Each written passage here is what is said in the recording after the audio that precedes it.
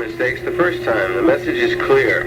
Yeah, well, I want to be sure of that before we go around tearing up this hospital looking for an assassin. All right. Aunt Ellen is the code name for a secret member of the movement known to very few people.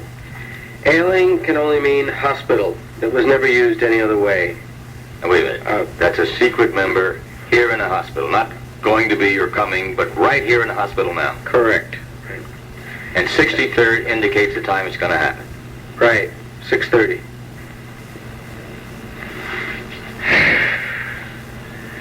Let me do this again.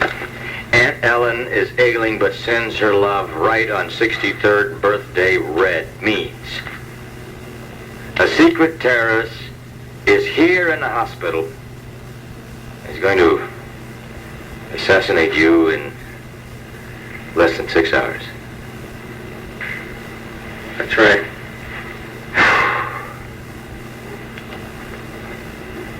All right. You stay put. You do nothing. Understand? I've got a lot of work to do.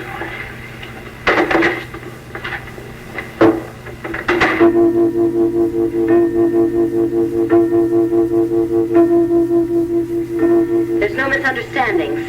You got it first time around. Mm-hmm. Yeah, he got it. Question is, did Kendall, is he going to do what he's been told? He'll be there. There's only one window in the hospital room? Only one. Kendall will be smack in the middle of it, just as he was instructed to do in the ad. What if the time is? What if Kendall's watch is wrong? He'll think of that. He'll synchronize his watch with the radio. He'll remember that that's what we always used to do. Paul Kendall has a rendezvous with death. He won't be late. Now, you'll have no trouble getting up to the hotel roof. Oh, lots of salesmen visit lots of clients and lots of hotels.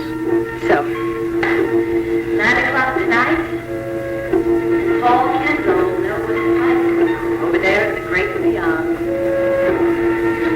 Oh, my God.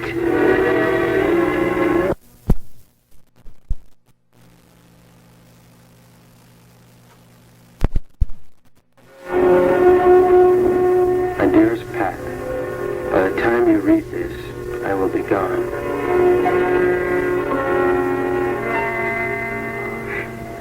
Beautiful. Very fine instrument. Now, after you kill Kendall, you're going to have to leave the weapon on the roof. And then report back here immediately. Mm-hmm. That'll be about 9:30. What if he gets too scared to go through with it? Kendall doesn't show himself exactly at 9 o'clock. You ought to wait only 60 seconds before leaving the roof. Then go straight to a phone booth, one that you picked out earlier, and call me back here. And Matt.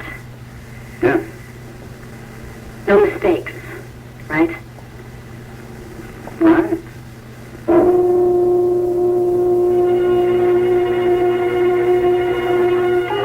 That's right, Captain. Kendall is absolutely sure of the message. 6:30 tonight, which gives us no time at all, considering the hundreds of people who go in and out of this place at any given hour. Now, this is what I think I need from you, sir. I want to double the number of men here. Yeah, that's right. Right, double them. I want to seal the corridor in front of Kendall's room. As a matter of fact, I think the whole floor should be up to... Hold it a minute, sir. Nurse, excuse me, I'm Lieutenant Hall. Police department. There's an emergency, please. Would you go down to reception? But I'm doing pharmacy. There is no time, nurse. Please. Go to reception, ask them to page Dorian Lord. Have her get in touch with Lieutenant Hall. That's me, as soon as possible. Dorian Lord. Please, hurry. It's very important. Thank you. Captain? Yeah, this is the way I see it. There may be more than one assassin. It could be one or two, or they could be male or female, or young or old. We don't know.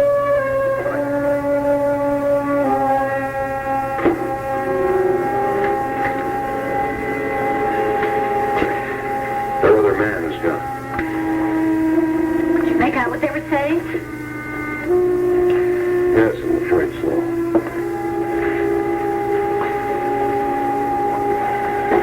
Gonna kill Paul, aren't they? Yes. That's got some plan where they're going to lure him to the window of his hospital room. And that's what's going to happen, isn't it? Yeah, Jenny, that's part of it. They're communicating with him somehow. I guess they probably promised that they would let us go if they could just see him and talk to him, and then they're going to kill him. That's it, isn't it? Yeah, that's what I got from the conversation out there. Joe, you've got to be wrong. You've just got to be. I wish I were, Jenny. Jenny, there was no mention of a trade involving us. No. Paul's got himself up a one-way street. Yeah, they told him to stand in front of his window at 9 o'clock tonight. It's a death pact. To save our lives.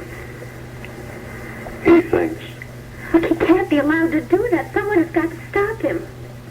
Nobody knows about it except those people out there in Paul. And us? Yeah, and us.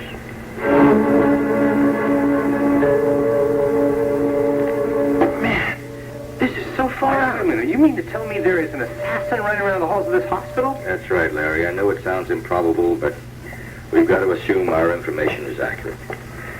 It could be anybody, a nurse, a patient, a doctor, anybody from the roof to the basement. Well, tell me what you want to do, Ed. Okay, Larry, I want to move all the patients out of the rooms from either side of Paul Kendall, okay? Lieutenant Hall, Mrs. Lord is on page, but she hasn't picked up. Enough messages everywhere for her. Yeah, okay. All right, thank you. Sorry, we really don't. Right, thank you very much. Why is it Dorian Lord is always underfoot when you don't need her and never available when you do? Okay, this is what we're going to do. Vinnie, I want you to stay with me. Larry?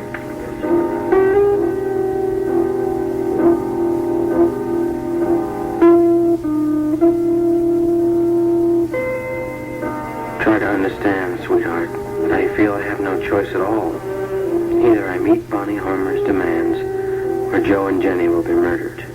And in the next few hours. My death tonight at 9 o'clock is the only chance they have. Please know that my last thought on this earth was for you. At this moment, my clearest and dearest memory of you is one of those inconsequential details of life. And yet those memories remain with one until death. Remember the big snowstorm? You came in shivering, reaching out to warm your hands at the fireplace. I remember the snow caught in your hair, like a halo, or diamonds. I couldn't move. I don't think I was able to breathe for a second. It was the most beautiful sight I ever beheld on this earth. And it was beautiful because it was you.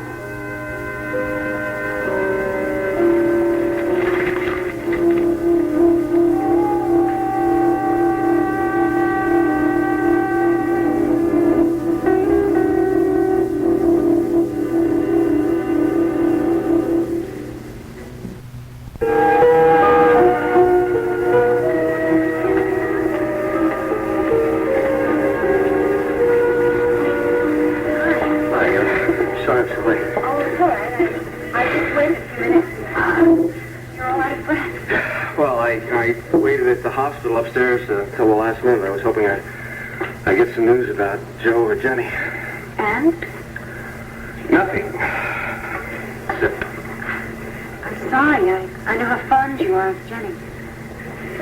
Look, I'm pretty fond of Joe, too. I guess I really ought to give Vicky a call this afternoon. Can you imagine what she's going through? Are you afraid that they might not come out of this? I don't know. It's just that it gets freakier there every minute. I mean, they've turned the hospital into an armed camp. Why? Are the police afraid that they might take more hostages? Well, I suppose that's possible. The increase in security seems to have something to do with Paul Kendall. The word is that there might be an assassination attempt right at the hospital. That's unbelievable. Yeah, well, the police don't think it's so unbelievable. Oh, Peter, I'm sorry. Oh, look, I'm sorry. I really have no right asking you to lunch when I'm concerned about what's going on in the hospital. Oh, no. I understand. But I must admit, just being here with you does make things a bit better. Well, would it help if you thought of our wedding night? If you thought I was out of breath before. And you might even smile if I said a date. I think if you said a date, you're more likely to see a very broad grin. Last week in June? I think I feel a chuckle. Well, it's okay. Last week in June. Sure. Oh. Fine. I mean, if everything else was okay by then. Of course. Nothing elaborate, and we'll keep it our own secret.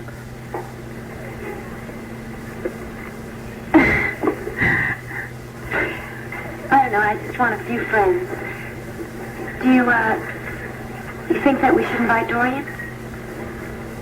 What you're really asking is, do I think that you should give Dorian her 94th chance? Yes. Peter, I want our wedding to be so perfect. Hey, come on. So do I. I don't know what to do. Well, you might try looking at it like this. If you don't invite Dorian, then that's an open rejection. And that could lead to a permanent break between the two of you, and sometimes I think that might be the best solution. But I'd hate to see it happen. I have no family. None. And it seems pretty important to me to try to preserve whatever little family you have, regardless. You're right. In spite of what she's done, she is my sister. And this is our way of showing that she's still part of the family, regardless of how she's behaved in the past. Who knows? It might even prove instructive to her. Why do you say that? Well, it's hard to believe, but, we always have choice, and if you and Dorian can choose to put your differences aside for one day, then you can do it for 2 days, and then for a week, and a month, and a year. Oh, I wish that I had your optimism and strength. It's not just optimism or strength. It's going to take real hard work and persistence to make a very difficult situation go right. But family occasions bring people together, and it is just possible that things might change a little for the better. So generous, you make me feel so unkind. You couldn't be that if you tried. Okay, I will add Dorian to our guest list. Good. Settled? Mm-hmm. Fine, let's order lunch.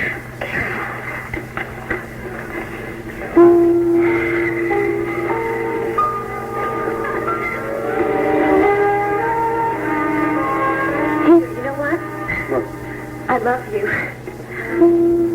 Love you.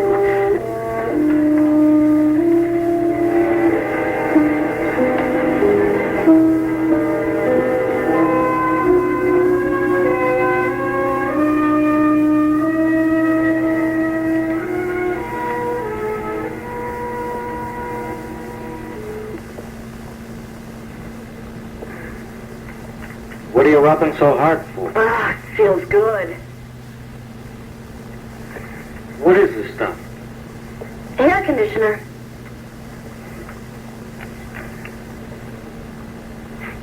Smells nice. Here, pass it over here. What does it do?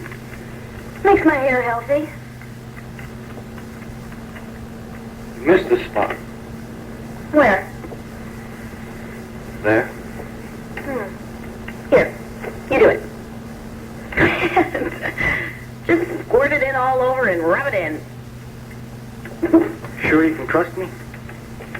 You've been okay so far. I think you can be trusted with taking care of my split ends. What? So much hair bleach that I've used has given me split ends. And all this living hand-to-mouth like we've been doing, I haven't had a chance to do anything about it. Oh, that feels good, Herman. Keep rubbing. I never noticed anything wrong with your hair. I'm glad you had time to look. Yeah. We've been kind of busy. Well, now we can take a little break. We're getting there, Herm. We're getting there. Just think. By 9:30 tonight, we'll be getting out of this dump. Does seem like we've been here a long time, doesn't it? Sometimes it takes a long time to set matters right. At 9 o'clock, when that trigger's pulled, everything's going to straighten out just fine. It all set, our travel connection? They're ready. I arranged all that early this morning. The minute we know Kendall's dead, we'll be on the road and out of the state 2 hours later. Funny. You never forget anything. Here you are, forget. What do you mean? Those two in there. That Joe Riley and the girl. Who said I forgot about him?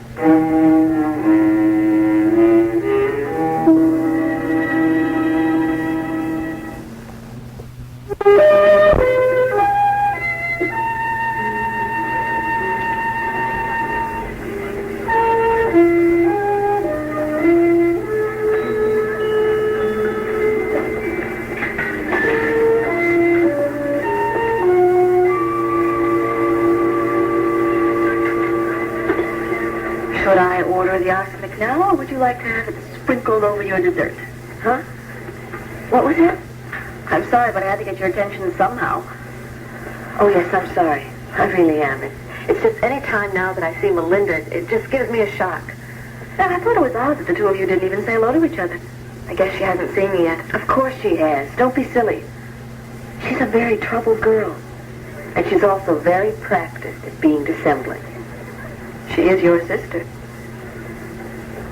You know that she tried to kill me? To kill you? Yes, she did. It's true. We went horseback riding the other day, and she hit my horse so hard that it caused him to start galloping. Caught unaware, I fell off. I mean, it's a miracle that I'm here today to tell you about it. Anyone can fall off a horse, Dorian. I don't fall off a horse. Well, are you sure that she pushed it? I mean, horses can be very temperamental. Not with me. And besides that, she admitted it. She told me to my face that she's jealous of me. She's always been jealous of me. And she really would like to see me dead. Have you told Peter about this? Does he know about it? Look at him.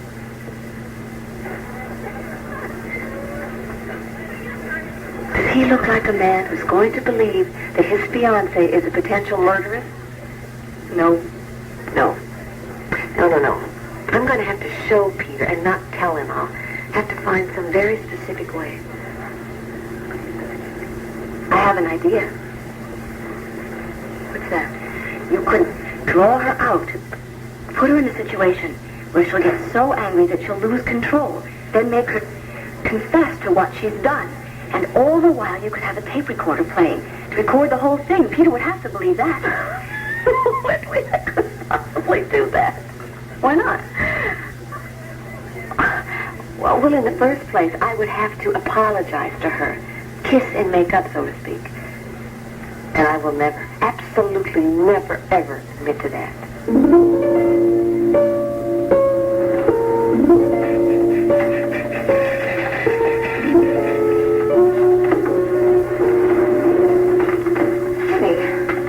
Hello? Oh, I guess you just came from seeing Jim. How is he? All right. Under the circumstances. You could only stay with him a minute. He was full of questions about Joe and Jenny. It's hard for him to understand why nobody seems to know anything about it. What's going on? Yes, of course. Paul? How is he? Well, I guess he's about the same as Jim. Doing as well as could be expected under the circumstances. Well, good. I'm glad to hear that.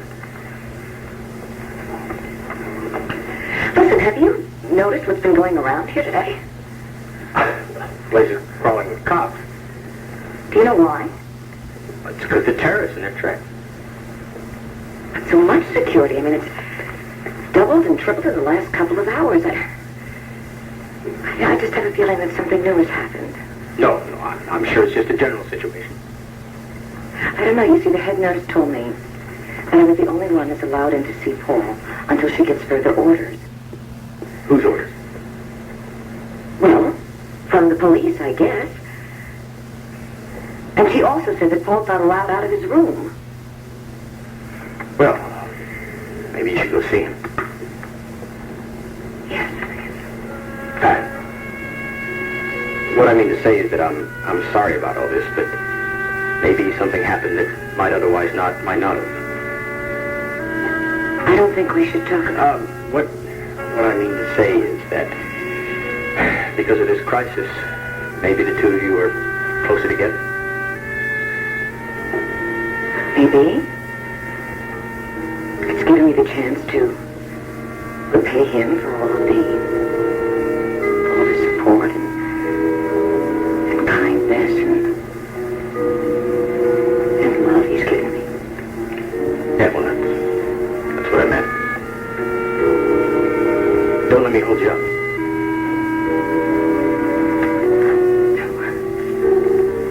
Bye-bye. Goodbye, Pat.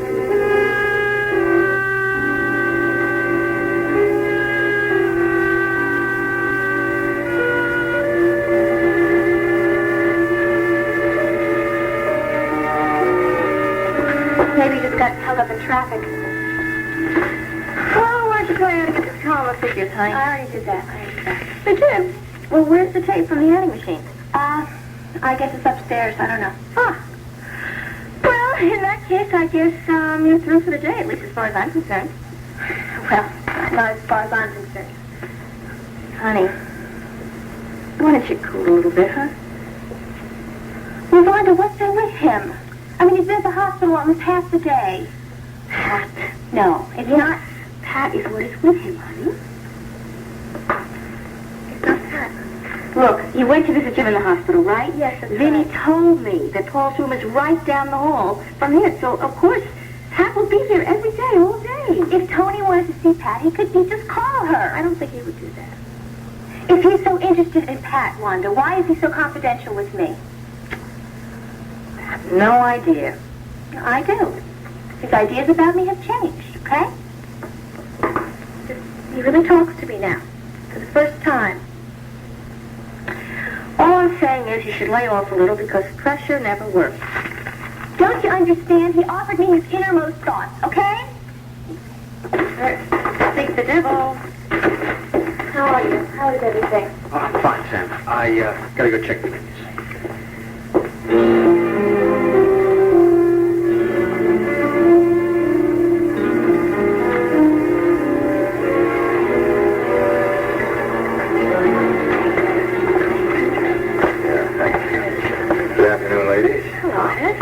Dorian, we've left messages for you all over. If we hadn't given every squad car in town your license number, we might never have found you. What's the trouble? All hell is breaking loose at the hospital here. Why? What's I wrong? want you in Jim Craig's office immediately.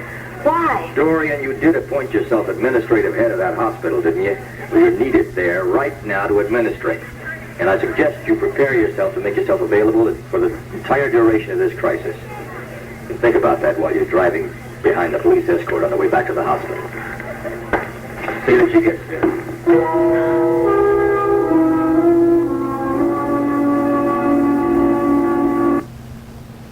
All right, want me to drop you off home, Sam? Sam, right home? No, thank you, Wanda. Okay. Have a nice day. Bye. Goodbye. Can I help you? I mean, is there something that I can do for you? No, thanks. You just looked so beat when you came in here. Nothing. Okay, I think I'll just go home and I'll see you tomorrow. Sam, What? sit down. And don't talk.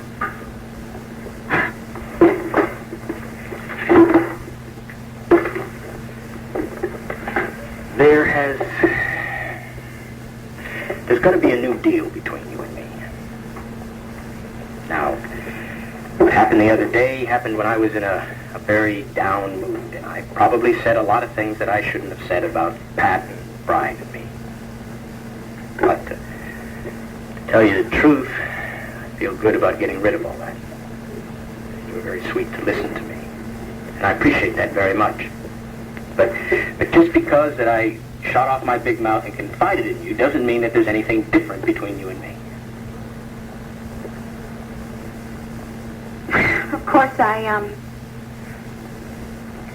always felt that when two people could talk to each other and about, themselves and everything, that meant that they were trusting and close. Now, Sam, don't you start crying on me. Don't you say things to hurt my feelings. What am I saying to hurt your feelings?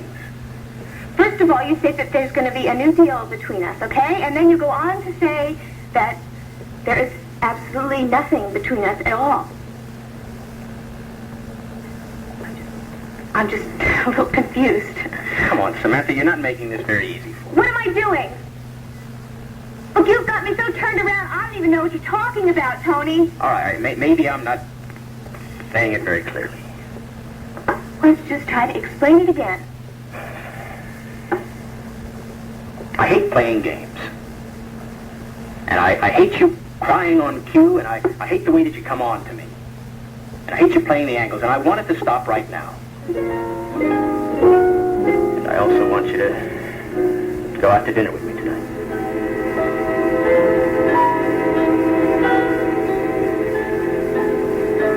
My dearest wife, Pat, I'm having such difficulty saying anything to you that will give you comfort.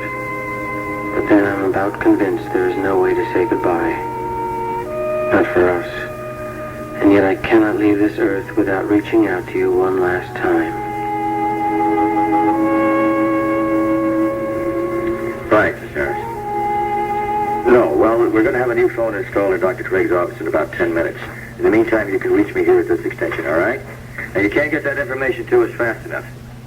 That's right. Yes, just the new employees hired in the last 24 hours. No. The feds already have the current list. They're checking that out. Okay, you get that to me as soon as you can. Thank you. Dorian, you got the hospital floor plan? The floor plan, yes. Right under your nose, Dorian. Is that the date? Yes, of course it is. You want to get me extension 2000? And just what is extension 2000? It's the number of your building maintenance supervisor. Ed, I'm not accustomed to be treated like this. Dorian, this is an emergency. I don't have time to be polite. We need somebody to coordinate our activities with the hospital staff. Jim Craig is ill. Unfortunately, that leaves you. All right? Extension 2000? Yeah. You're going to move in with your equipment. All right, good. Thank you, Larry. Yes, hold on. Ed, here's the phone. What do you mean, what equipment? Hello, Lieutenant. I wanted all the patients moved out of the rooms on either side of Paul's. Where'd you put these patients? Third floor intensive, Dorian. All right. It went smoothly. I notified the relatives. All well. Thank you. Okay. We've sealed off the basement floor. There'll be no change of maintenance shift this time. The men will work straight through until all this is over. That may mean a little extra overtime for you, Dorian, but I can't help that right now. We're going to use this office as our command center. We may need a few extra chairs in here. Dorian, will you take care of that? Listen, Larry, I want to talk to you. Yeah, sure.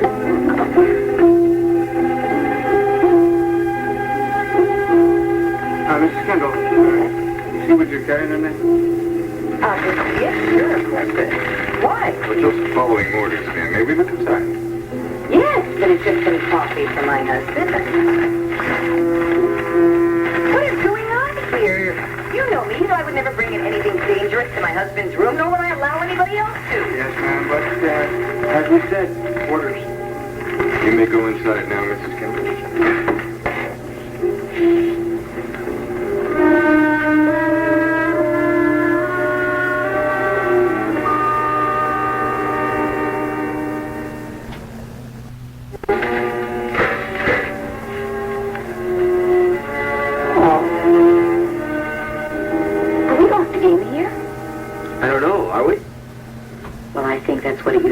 When someone turns a key in the lock, and I think that's just what happened. Well, it's just, a precaution. Hey, come on over here. What's going on? I think I just invited you to cuddle with me. Actually, I didn't want to be disturbed, so I gave the guards $5 to keep the visitors out. Stop it. Can't you take a joke? What's going on out there is not a joke, and I want to know what it is. Well, I don't know, because I can't tell you. Well, then I'll tell you. They have doubled your security. Nobody can walk by without being questioned, including me. Well, I'm sorry, Pat. I mean, maybe Ed got another threat against my life. Hey, what's that? Hey, don't tell me. Don't tell me. Champagne, right? You always were romantic. Oh, good label. Chateau Caffeine. Who are you riding? No one. Yes, you were. I can see it right there in your pocket. Oh, this is just Ed Hall. This is notes. You know, he wanted me to write down things about Bonnie and her crowd that, I could remember. It's just notes. I'll tell you, Paul, there is something very frightening and very important going on out there, and I think that we have a right to know what it is. After all, you're the one that they're protecting. You're the one that they're threatening. What is all of this? It's just a sign of my frustration. And I'm really having a tough time remembering things, so I just wrote everything down in a sort of, stream of consciousness type thing, one thing leading to another. That's all. Pat, please. Forget it, huh? Just leave it.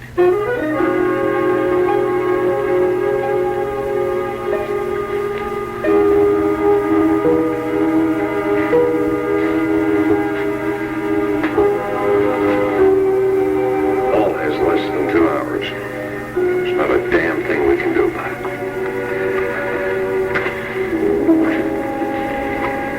Jenny, do you believe in miracles?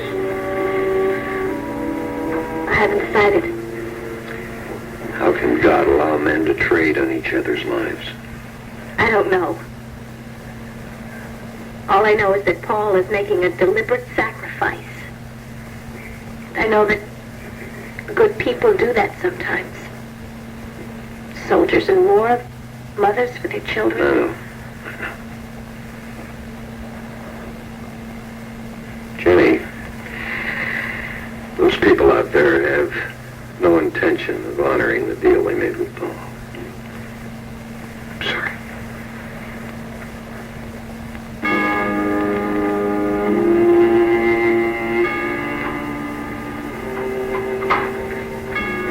Father, who art in heaven, hallowed be thy name. Thy kingdom come, thy will be done.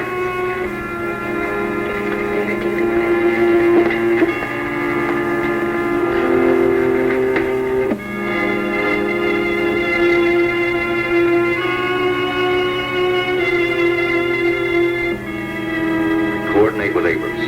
Not one thing moves. If it does, stop it. You got that? In a few minutes we'll find out that these people mean business. All right. I'm synchronizing for the last time. It's 18:29 hours. Okay, listen. Ed, everybody in the hospital has been checked and rechecked. Okay. Thanks. Ed, this is the report from Miss Harris. It seems that no new person has been added to the hospital staff. Okay, so that means that the hospital personnel is cleared. Well, then all we have to do is just wait. Not anymore. It's coming up on 6:30.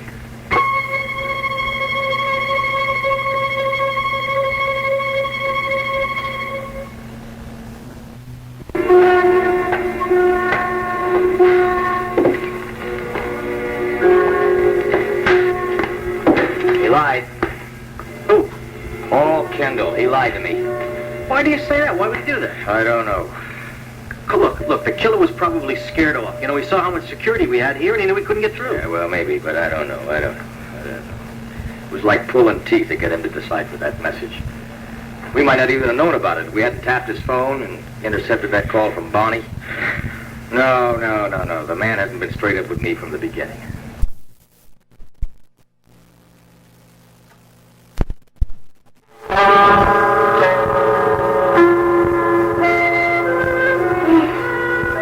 I wish I brought some more coffee. You want me to order some? No, I'm fine. You don't look very fine. You look tired and worn out. You want to go to sleep now?